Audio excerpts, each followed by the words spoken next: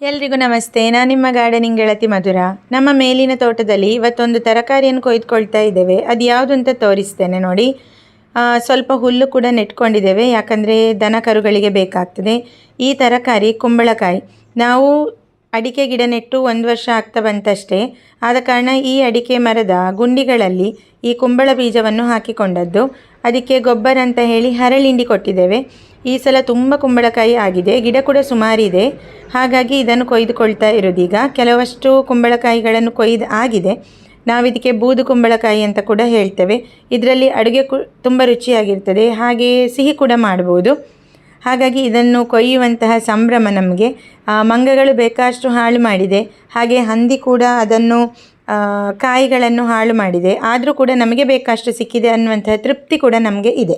ಈ ರೀತಿಯಾಗಿ ರಾಸಾಯನಿಕ ರಹಿತ ತರಕಾರಿ ಬೆಳೆಸುವುದಾದರೆ ಕುಂಬಳಕಾಯಿ ಒಂದು ಬೆಸ್ಟ್ ಅಂತ ಹೇಳ್ಬೋದು. ಹಾಗೆ ಎಲ್ಲ ಕುಂಬಳಕಾಯಿಗಳನ್ನು ಇದು ನಮ್ಗೆ ಮಾತ್ರ ಅಲ್ಲ, ನಮಗೆ ಪರಿಚಯದವರಿಗೆಲ್ಲ ಕೂಡ ನಾವು ಸ್ವಲ್ಪ ಹಂಚ್ತಾ ಇದ್ದೇವೆ.